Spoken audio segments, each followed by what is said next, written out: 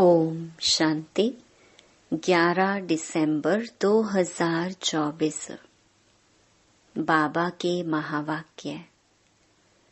मीठे बच्चे, बाप का मददगार बन इस आयरन एजेड पहाड़ को गोल्डन एजेड बनाना है। पुरुषार्थ कर नई दुनिया के लिए फर्स्ट क्लास सीट रिजर्व करानी है। प्रश्न: बाप की फर्ज अदाई क्या है? कौन सा फर्ज पूरा करने के लिए संगम पर बाप को आना पड़ता है? उत्तर: बीमार और दुखी बच्चों को सुखी बनाना, माया के फंदे से निकाल घनेरे सुख देना, यह बाप की फर्ज अदाई है जो संगम पर ही बाप पूरी करते हैं। बाबा कहते, मैं आया हूँ तुम सबका मर्ज मिटाने, सब पर कृपा करने। अब पुरुषार्थ कर 21 जन्मों के लिए अपनी ऊंची तकदीर बना लो। गीत: भोलेनाथ से निराला कोई और नहीं। ओम शांति। भोलानाथ शिव भगवानु वाच। ब्रह्मा मुख कमल से बाप कहते हैं, यह वैरायटी भिन्न भिन्न धर्मों का मनुष्य सृष्टि झाड़ है ना। इस कल्प वृक्ष अथवा सृष्टि के आदि मध्य अंत का राज बच्चों को समझा रहा हूँ। गीत में भी इनकी महिमा है। शिव बाबा का जन्म यहाँ है। बाप कहते हैं, मैं आया हूँ भारत में। मनुष्य यह नहीं जानते कि शिव बाबा कब पधारे थे, क्योंकि गीता में श्री कृष्ण का नाम डाल दिया है। द्वापर की तो बात ही नहीं। बाप समझाते हैं, बच्चे 5000 वर्ष पहले भी मैंने आकर के यह ज्ञान दिया था। इस झाड़ से सभी को मालूम पड़ जाता है। झाड़ को अच्छी रीति देखो। सतयुग में बरोबर देवी देवताओं का राज्य था। त्रेता में राम सीता का है। बाबा आदि मध्य अंत का राज बतलाते हैं।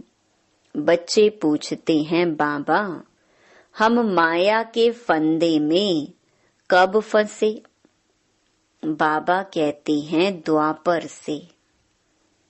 नंबरवार फिर दूसरे धर्म आते हैं, तो हिसाब लगाने से समझ सकते हैं कि इस दुनिया में हम फिर से कब आएंगे। शिव बाबा कहते हैं, मैं 5000 वर्ष बाद आया हूँ संगम पर अपना फर्ज निभाने। सभी जो भी मनुष्य मात्र हैं, सभी दुखी हैं, उनमें भी खास भारतवासी।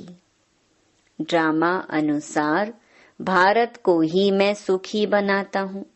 बाप का फर्ज होता है, बच्चे बीमार पड़े तो उनकी दवा दरमल करना। यह है बहुत बड़ी बीमारी। सभी बीमारियों का मूल ये 5 विकार हैं। बच्चे पूछते हैं, यह कब से शुरू हुए? द्वापर से। रावण की बात समझानी है। रावण को कोई देखा नहीं जाता, बुद्धि से समझा जाता है। बाप को भी बुद्धि से जाना जाता है। आत्मा मन बुद्धि सहित है। आत्मा जानती है कि हमारा बाप परमात्मा है। दुख सुख लेप छेप में आत्मा आती है। जब शरीर है तो आत्मा को दुख होता है। ऐसे नहीं कहते कि मुझ परमात्मा को दुखी मत करो। बाप भी समझाते हैं कि मेरा भी पार्ट है। कल्प कल्प संगम पर आकर मैं पार्ट बजाता हूँ।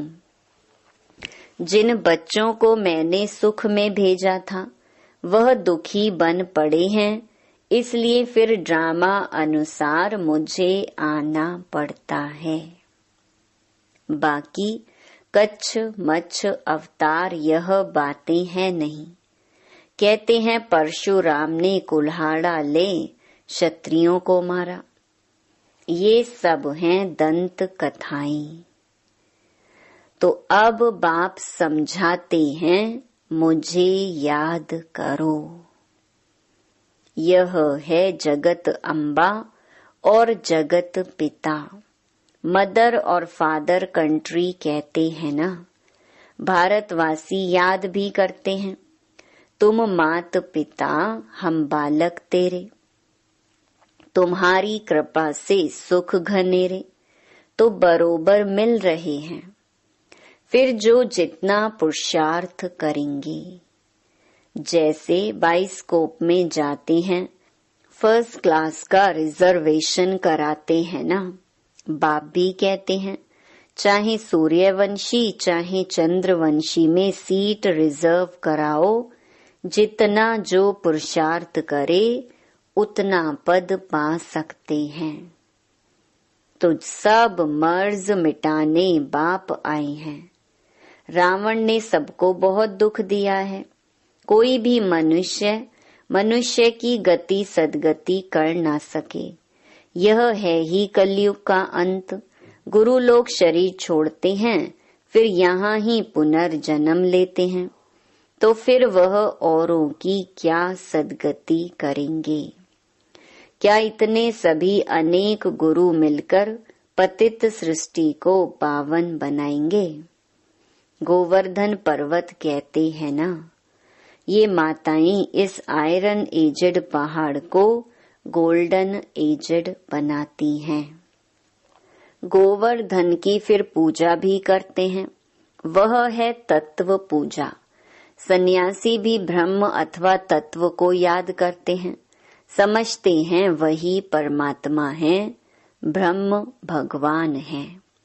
बाप कहते हैं यह तो ब्रह्म है। ब्रह्मांड में तो आत्माएं अंडे मिसल रहती हैं। निराकारी झाड़ भी दिखाया गया है। हरेक का अपना अपना सेक्शन है। इस झाड़ का फाउंडेशन है भारत का सूर्यवंशी चंद्रवंशी घराना। फिर वृद्धि होती है। मुख्य हैं 4 धर्म। तो हिसाब करना चाहिए कौन कौन से धर्म कब आते हैं। जैसे गुरु नानक 500 वर्ष पहले आए, ऐसे तो नहीं सिख लोग कोई 84 जन्म का पार्ट बजाते हैं। बाप कहते हैं 84 जन्म सिर्फ तुम ऑल राउंडर ब्राह्मणों के हैं। बाबा ने समझाया है कि तुम्हारा ही ऑल राउंड पार्ट है। ब्राह्मण, देवता, क्षत्रिय, वैश्य, शूद्र तुम बनते हो। जो पहले देवी देवता बनते हैं वही सारा चक्कर लगाते हैं। बाप कहते हैं तुमने वेद शास्त्र तो बहुत सुने, अभी यह सुनो और जज करो कि शास्त्र राइट हैं या गुरु लोग राइट हैं, या जो बाप सुनाते हैं वह राइट है। बाप को कहते ही हैं ट्रुथ।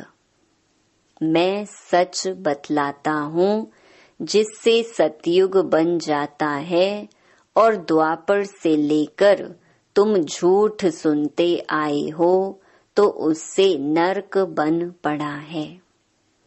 बाप कहते हैं, मैं तुम्हारा गुलाम हूँ। भक्ति मार्ग में तुम गाते आए हो, मैं गुलाम तेरा। अभी मैं तुम बच्चों की सेवा में आया हूँ। बाप को निराकारी निरहंकारी गाया जाता है। तो बाप कहते हैं, मेरा फर्ज है तुम बच्चों को सदा सुखी बनाना। गीत में भी है, अगम निगम का भेद खोले। बाकी डमरू आदि बजाने की कोई बात नहीं है। यह तो आदि मध्य अंत का सारा समाचार सुनाते हैं। बाबा कहते हैं, तुम सभी बच्चे एक्टर्स हो, मैं इस समय करन करावन हार हूँ। मैं इनसे ब्रह्मा से स्थापना करवाता हूँ। बाकी गीता में जो कुछ लिखा हुआ है वह तो है नहीं। अभी तो प्रैक्टिकल बात है ना। बच्चों को यह सहज ज्ञान और सहज योग सिखलाता हूँ, योग लगवाता हूँ। कहा है ना, योग लगवाने वाले, झोली भरने वाले, मर्ज मिटाने वाले। गीता का भी पूरा अर्थ समझाते हैं। योग सिखलाता हूँ और सिखलवाता भी हूँ। बच्चे योग सीखकर फिर औरों को सिखलाते हैं ना। कहते हैं, योग से हमारी ज्योत जगाने वाले। ऐसे गीत भी कोई घर में बैठकर सुने तो सारा ही ज्ञान बुद्धि में चक्कर लगाएगा। बाप की याद से वर्षे का भी नशा चढ़ेगा। सिर्फ परमात्मा व भगवान कहने से मुख मीठा नहीं होता। बाबा माना ही वर्षा। अब तुम बच्चे बाबा से आदि मध्य अंत का ज्ञान सुनकर फिर औरों को सुनाते हो। इसे ही शंख ध्वनि कहा जाता है। तुमको कोई पुस्तक आदि हाथ में नहीं है। बच्चों को सिर्फ धारणा करनी होती है। तुम हो सच्चे रूहानी ब्राह्मण, रूहानी बाप के बच्चे। सच्ची गीता से भारत स्वर्ग बनता है। वह तो सिर्फ कथाएं बैठ बनाई हैं। तुम सब पार्वतियां हो, तुमको यह अमर कथा सुना रहा हूँ। तुम सब द्रौपदियां हो, वहाँ कोई नंगन होते नहीं। कहते हैं तब बच्चे कैसे पैदा होंगे। अरे हैं ही निर्विकारी, तो विकार की बात कैसे हो सकती। तुम समझ नहीं सकेंगे कि योग बल से बच्चे कैसे पैदा होंगे। तुम आर्ग्यू करेंगे, परंतु यह तो शास्त्रों की बातें हैं ना। वह है ही संपूर्ण निर्विकारी दुनिया। यह है विकारी दुनिया। मैं जानता हूँ ड्रामा अनुसार माया फिर तुमको दुखी करेगी। मैं कल्प कल्प अपना फर्ज पालन करने आता हूँ। जानते हैं कल्प पहले वाले सिकी लधे ही आकर अपना वर्षा लेंगे। आसार भी दिखाते हैं। यह वही महाभारत लड़ाई है। तुम्हें फिर से देवी देवता अथवा स्वर्ग का मालिक बनने का पुरुषार्थ करना है। इसमें स्थूल लड़ाई की कोई बात नहीं है। न असुरों व देवताओं की लड़ाई ही हुई है। वहाँ तो माया ही नहीं जो लड़ाई। आधा कल्प ना कोई लड़ाई, न कोई भी बीमारी, न दुख अशांति। अरे वहाँ तो सदैव सुख, बाहर ही बाहर रहती है। हॉस्पिटल होती नहीं। बाकी स्कूल में पढ़ना तो होता ही है। अब तुम हरेक यहाँ से वर्षा ले जाते हो। मनुष्य पढ़ाई से अपने पैर पर खड़े हो जाते हैं। इस पर कहानी भी है। कोई ने पूछा तुम किसका खाती हो, तो कहा हम अपनी तकदीर का खाती हैं। वह होती है हद की तकदीर। अभी तुम अपनी बेहद की तकदीर बनाते हो। तुम ऐसी तकदीर बनाते हो जो 21 जन्म फिर अपना ही राज्य भाग्य भोगते हो। यह है बेहद के सुख का वर्षा। अब तुम बच्चे कॉन्ट्रास्ट को अच्छी रीति जानते हो। भारत कितना सुखी था, अब क्या हाल है। जिन्होंने कल्प पहले राज्य भाग्य लिया होगा वही अब लेंगे। ऐसे भी नहीं कि जो ड्रामा में होगा वो मिलेगा, फिर तो भूख मर जाएंगे। यह ड्रामा का राज पूरा समझना है। शास्त्रों में कोई ने कितनी आयु, कोई ने कितनी लिख दी है। अनेकानेक मत मतांतर हैं। कोई फिर कहते हैं हम तो सदा सुखी हैं ही। अरे तुम कभी बीमार नहीं होते हो। वह तो कहते हैं रोग आदि तो शरीर को होता है, आत्मा निर्लेप है। अरे चोट आदि लगती है तो दुख आत्मा को होता है ना। यह बड़ी समझने की बातें हैं। यह स्कूल है, एक ही टीचर पढ़ाते हैं।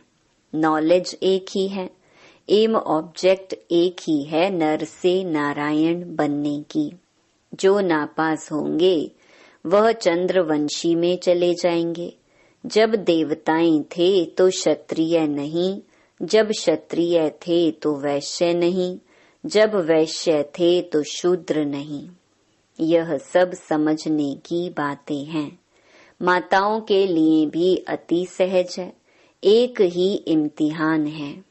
ऐसे भी मत समझो कि देरी से आने वाले कैसे पढ़ेंगे, लेकिन अभी तो नए तीखे जा रहे हैं, प्रैक्टिकल में हैं। बाकी माया रावण का कोई रूप नहीं। कहेंगे इनमें काम का भूत है, बाकी रावण का कोई बुत व शरीर तो है नहीं। अच्छा, सभी बातों का सैक्रीन है मन मना भव। कहते हैं मुझे याद करो तो इस योग अग्नि से विकर्म विनाश होंगे। बाप गाइड बनकर आते हैं। बाबा कहते बच्चे मैं तो सम्मुख तुम बच्चों को पढ़ा रहा हूँ। कल्प कल्प अपनी फर्ज अदाई पालन करता हूँ।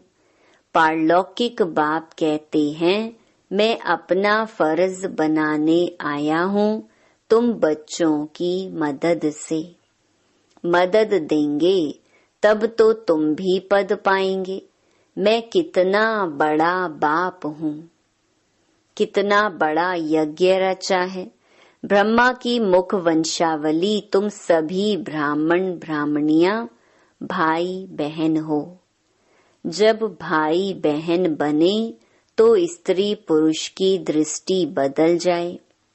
बाप कहते हैं इस ब्राह्मण कुल को कलंकित नहीं करना। पवित्र रहने की युक्तियां हैं। मनुष्य कहते हैं यह कैसे होगा, ऐसे हो नहीं सकता।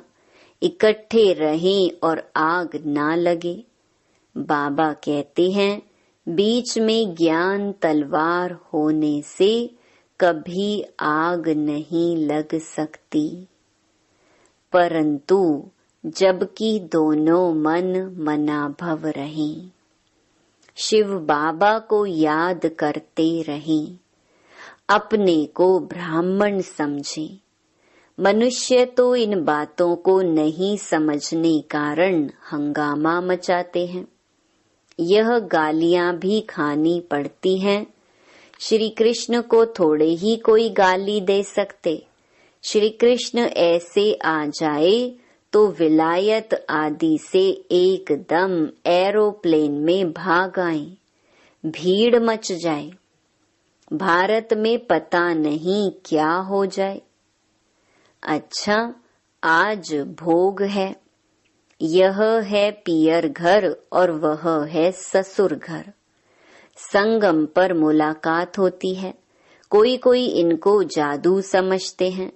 बाबा ने समझाया है कि यह साक्षात्कार क्या है। भक्ति मार्ग में कैसे साक्षात्कार होते हैं, इनमें संशय बुद्धि नहीं होना है।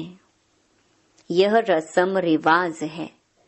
शिव बाबा का भंडारा है तो उनको याद कर भोग लगाना चाहिए। योग में रहना तो अच्छा ही है, बाबा की याद रहेगी। अच्छा, मीठे मीठे सिकिलधे बच्चों प्रति माता पिता बाप दादा का याद प्यार और गुड मॉर्निंग। रूहानी बाप की रूहानी बच्चों को नमस्ते। धारणा के लिए मुख्य सार। पहला, स्वयं को ब्रह्मा मुख वंशावली समझकर पक्का पवित्र ब्राह्मण बनना है। कभी अपने इस ब्राह्मण कुल को कलंकित नहीं करना है। दूसरा, बाप समान निराकारी निरहंकारी बन अपनी फर्ज अदाई पूरी करनी है। रूहानी सेवा पर तत्पर रहना है। वरदान, स्नेह की शक्ति से माया की शक्ति को समाप्त करने वाले संपूर्ण ज्ञानी भव। स्नेह में समाना ही संपूर्ण ज्ञान है। स्नेह ब्राह्मण जन्म का वरदान है। संगम युग पर स्नेह का सागर स्नेह के हीरे मोतियों की थालियां भरकर दे रहे हैं। तो स्नेह में संपन्न बनो। स्नेह की शक्ति से परिस्थिति रूपी पहाड़ परिवर्तन हो पानी समान हल्का बन जाएगा। माया का कैसा भी विकराल रूप व रॉयल रूप सामना करे तो सेकंड में स्नेह के सागर में समा जाओ। तो स्नेह की शक्ति से माया की शक्ति समाप्त हो जाएगी। स्लोगन, तन मन धन मन वाणी और कर्म से बाप के कर्तव्य में सदा सहयोगी ही योगी हैं। ओम शांति।